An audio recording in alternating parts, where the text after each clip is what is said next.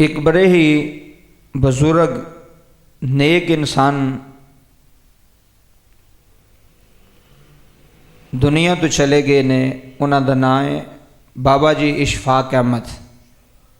उन्होंने बड़ियां किताबां भी लिखियां ने और उन्हों का प्रोग्राम भी PTV ते चलता रहा है जाविया दे नाम दे नाल। अल्लाह पाक ने उन्होंने बड़ी इज्जत अता फरमाई और खुदा तरस बंदे सन, अल्लाह दे वली सन, नेक इंसान सन। उन्हों का बेटा गल सुनांदा है कि एक दिन मैं ते मेरे वालिद साहब असी नवी नवी गड्डी लई ते गड्डी लैके असी लाहौर दी सड़क ते निकले ते मैं ते वालिद साहब फ्रंट सीट ते बैठे हुए सन, मैं गड्डी चला रहा सा। एक जगह ते जाके असां गड्डी खड़ी की थी।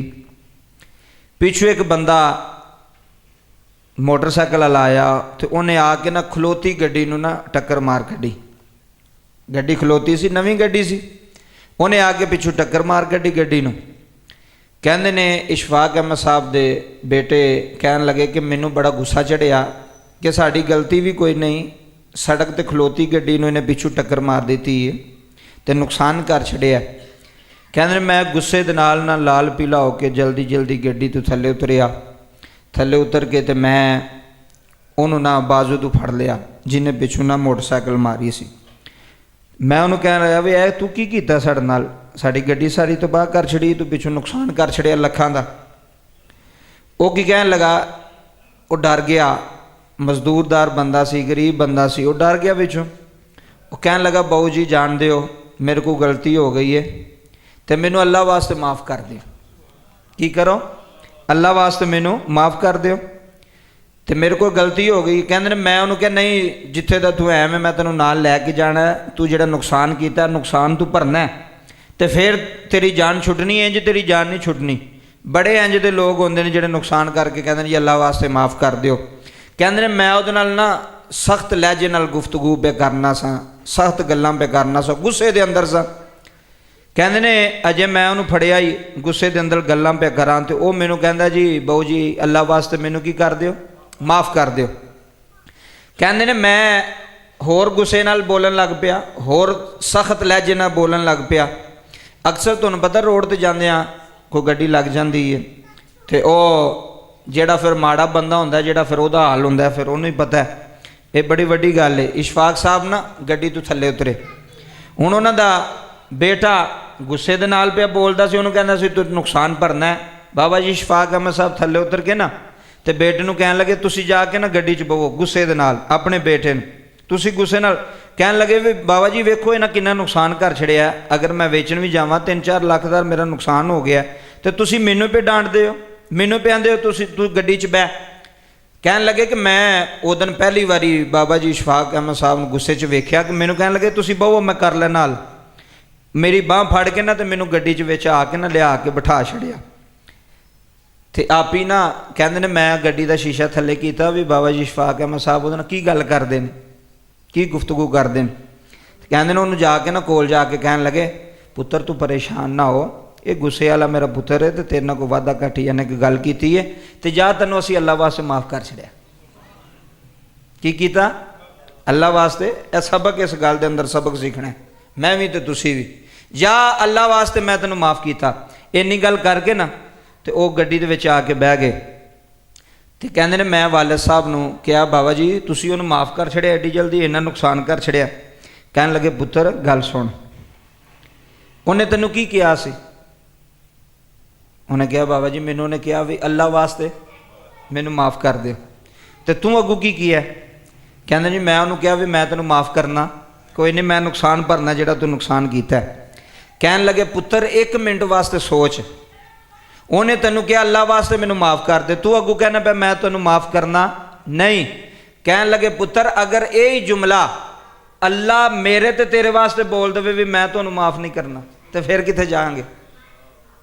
जेड़ा तू पिया बोलना है उस माड़े बंदे वास्ते, उन्हें अल्लाह वास्ते कहा ना मैनू माफ़ कर दे तो तू की कहा मैं तेन माफ़ नहीं करना। कहन लगे फरमान लगे पुत्र अगर यही जुमला अल्लाह साढ़े वास्ते बोल दे मेरे वास्ते ते तेरे वास्ते की गुजरेगी तेरे ते? कहन लगे बाबा जी फिर तो साडा कख रहना ही नहीं, पल्ले कोई चीज़ रहनी जे अल्लाह ही कह दे जा बंदे मैं तेन माफ़ नहीं करना। तो कहन लगे पुत्र इंज नहीं करीदा, माफ़ करना अल्लाह की सिफत है, माफ़ करना अल्लाह की सिफत है। फरमाया जे तू अल्लाह की रज़ा वास्ते उन्होंने माफ़ कर देंदा ना तो हो सकता अल्लाह जलाल विच आके सानू भी माफ़ कर छड्डदा कि इन्हें मेरे बंदे नू माफ़ किया, इन्हें मेरी मखलूक नू माफ़ी दी। साडे विचों माफ़ करने का मादा उंज ही मुक गया, माफ़ी देण दा या माफ़ी मंगण दा। असीं पता की कहने अगला बंदा साडे को माफ़ी मंगे, असीं क्यों मंगीए। फरमाया अगर यही लफज अल्लाह तुहाडे नाल या मेरे नाल मामला करे तो फिर साडा की मामला बनेगा। अगर कोई बंदा जिंदगी विच तुहानूं कहंदा ना भी मैनूं अल्लाह दे नां ते माफ़ कर दो, उहनूं कर दिओ। वो दलीला ना मंगो वो अगे, या ये ना कहो नहीं इनू जरा 2-3 घंटे लग लैन दो, या इनू जनाब जरा समझ आ लैन दो। उन्हें अल्लाह वास्ते तुहाडे कोल माफ़ी मंगी है। और बहुत वड्डा इस दे अंदर सबक जिहड़ा मैं सीखिया, किसी का तो पता कोई नहीं, कि जिहड़ा तुहानूं कहंदा ना राह जांदे भी अगर कोई गड्डी नूं कोई लग जांदा, वो कहंदा भाई जी माड़ा बंदा अल्लाह वास्ते माफ़ कर दे, तो की अल्लाह उन्होंने कोई जा यार तैनूं माफ़ किया। कोई बंदा तुहानूं गाल कढ़ छड्डदा, उन्होंने जा कह जा यार मैं तैनूं माफ़ किया, कुछ नहीं होंदा। बस दिलदार सारे जेड़े बंदे दे अंदर माफ़ी देन दी वुसत होवे ना, माफ़ करन दी वुसत होवे, वही बंदा मर्द है, वही बहादुर है। तो जेड़ा बंदा किसी को माफ़ नहीं ना करता, नहीं मैं तो कोई बदला लेना है, बदला लेना अल्लाह की सिफत नहीं। अल्लाह की सिफत माफ़ करना। हो सकता है तू अल्लाह के बंदियां नूं माफ़ करे, अल्लाह तेनू माफ़ कर छड़े, तो जे तू बदला लेना तो फिर अल्लाह ने भी लेना है, फिर अल्लाह ने भी अपने आकाम तेरे को पुछने ने। जिंदगी विच एक मामूल बना लो अपना, सीख के जानी अज गल जिंदगी।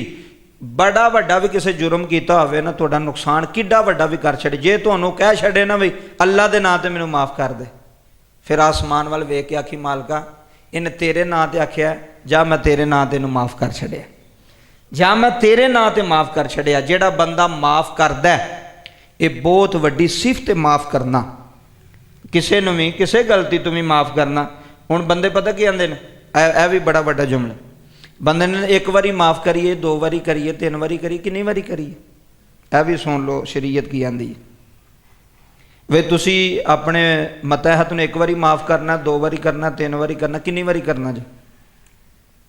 असी गल सुन के भी अमल नहीं करते, गल सुन के भी इधर सुनने तो इधर कढ़ छड़ने, फायदा की होंदा फिर उस जुम्मे का भी ना बोलन। एक सहाबी रसूल आ गए नबी पाक दे कोल आके अर्ज की हजूर मेरा गुलाम है, वो गलतियां बड़ियां करदा है, सीखियो मैं भी तो तुसी, पहला मैं सीखा तो फिर तुसी। हजूर वो गलतियां बड़ियां करदा है, मैं उन्होंने माफ़ कर देना वा, 2 बारी करदा, 3 बारी करदा, हजूर मैं बड़ा तंग आ गया वो, हुण दसो भी मैं उन्होंने माफ़ करा या कढ़ छड्डां। यह भी गल सुन के बंदा फिर अमल ना करे तो फिर कित्थे बंदा टुर जाए।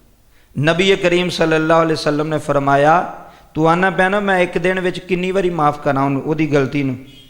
बंदे गलती कर ही लेंदे ना, इंसान अगर उहदी जगह तो तुम ही होंदा तो तुम ही गलती कर लैनी सी। आज तू समझदार बनया भी मैं बड़ा समझदार हाँ। नबी पाक ने फरमाया अगर तेरा गुलाम एक दिन विच 70 मरतबा भी गलती करदा तो तू 70 बारी उन्होंने माफ़ी देनी है। कितनी बारी? 70 बारी तो कोई करदा ही नहीं ना, कोई भी नहीं करता 70 बारी। लेकिन वेखो गल किड्डी उच्ची की हजूर, गल किड्डी अगे दी की नबी पाक ने फरमाया तेरा गुलाम 70 बारी भी गलती करदा है, ओदी गलती ते तू सरजनश उन्होंने सजा नहीं देनी, की करना उन्होंने माफ़ करना। ये नबी पाक ने फरमाया है, किसी मौलवी की गल नहीं, किसी पीर की गल नहीं, कि अगर तेरा मतहत तेरा गुलाम ये हर बंदे वास्ते वे, ये औलाद वास्ते भी, अगर तेरी औलाद 70 बारी गलती करे तो उन्होंने माफ़ कर। अगर तेरे घर में कोई 70 बारी भी गलती करता तो उन्होंने माफ़ कर। ये सिर्फ है नहीं भी सिर्फ गुलाम की गल ना, जेड़ा जेड़ा तेरे मतहत है, जिदा जिदा तू सिस्टम चला रहा है, वो अगर 70 बारी भी गलती कर दें तो 70 बारी उन्होंने माफ़ कर। ये इस्लाम आंदा है, ये शरीयत आंदी। ये नहीं भी जिन्हें एक बारी कर छड़ी ठीक है जी हुण नहीं असीं इहनूं माफ़ करना, ना तू कौन है ना ही माफ़ करने वाला। वो रब को डर कितले वो ना तेरे बारे लफज कह दे भी मैं तेनों माफ़ नहीं करना, फिर की करेंगा। किड्डी वड्डी गल। इशफाक अहमद साहब फरमान लगे पुत्तर पुत्त कहन लगे नुकसान तो भरच जाना गड्डी का, 3-4 लाख का नुकसान हो जाएगा, लेकिन तू वो गर्म लहजे ना गल की थी है, तू उन्होंने कहना मैं तेनों माफ़ ही नहीं करना। अगर ये जुमला अल्लाह रा साढ़े वास्ते कह छड़े तो फिर जिंदगी सीखो माफ़ करना। ਕੋਈ ਗਲਤੀ ਕਰਦਾ 2 ਵਾਰੀ ਕਰਦਾ 4 ਵਾਰੀ ਕਰਦਾ 5, ਉਹਨੂੰ ਕਹੇ ਜਾ ਯਾਰ ਮਾਫ ਕੀਤਾ, ਜਾ ਤੈਨੂੰ ਮਾਫ ਕੀਤਾ। ਪਕੜ ਜਿਹੜੀ ਹੈ ਨਾ, ਪਕੜ, ਕਈ ਬੰਦੇ ਕਹਿੰਦੇ ਜੀ ਮੈਂ ਬੜੀ ਪਕੜ ਕਰਨਾ, ਪਕੜ ਨਾ ਕਰੋ। ਪਕੜ ਕਰਨਾ ਈਮਾਨ ਵਾਲੇ ਬੰਦੇ ਦਾ ਕੰਮ ਨਹੀਂ। ਮਾਫੀ ਦੇਣਾ, ਮਾਫ ਕਰਨਾ ਮੋਮਿਨ ਬੰਦੇ ਦੀ ਸਿਫਤ ਹੈ। ਇਹ ਅੱਲਾ ਦੀ ਵੀ ਸਿਫਤ ਹੈ ਤੇ ਮੋਮਿਨ ਬੰਦੇ ਦੀ ਵੀ ਸਿਫਤ ਹੈ। ਮੋਮਿਨ ਵੀ ਮਾਫ ਕਰਦਾ ਹੈ। ਹੁਣ ਇਸ ਤੋਂ ਅੱਗੇ ਤਾਂ ਗੱਲ ਕੋਈ ਨਹੀਂ ਨਾ ਰਹਿ ਗਈ ਵੀ 70 ਵਾਰੀ ਵੀ ਕੋਈ ਗਲਤੀ ਕਰੇ ਤੇ ਨਬੀ ਪਾਕ ਨੇ ਫਰਮਾਇਆ ਤੂੰ ਉਹਨੂੰ ਕੀ ਕਰਨਾ ਹੈ, ਉਹਦੀ ਗਲਤੀ ਨੂੰ ਮਾਫ ਕਰਨਾ ਹੈ ਇੱਕ ਦਿਨ ਵਿੱਚ 70 ਵਾਰੀ, ਫਿਰ ਵੀ ਮਾਫ ਕਰਨਾ ਹੀ। ਅਗਰ ਉਹ ਸੁਧਰਦਾ ਨਹੀਂ ਸੁਧਰਦਾ ਉਹਦੀ ਸਿਰ ਪੀੜ, ਤੇਰੀ ਸਿਰ ਪੀੜ ਨਹੀਂ। ਤੈਨੂੰ ਨਹੀਂ ਪੁੱਛਿਆ ਜਾਣਾ ਵੀ ਤੂੰ ਇਹਨੂੰ ਸੁਧਾਰਿਆ ਕਿ ਨਹੀਂ ਸੁਧਾਰਿਆ। ਤੇਰਾ ਕੰਮ ਹੈ ਮਾਫੀ ਦੇਣਾ, ਨਰਮ ਦਿਲ ਬੰਦੇ ਦਾ। ਅਗਲੀ ਬਾਤ ਸੁਣ।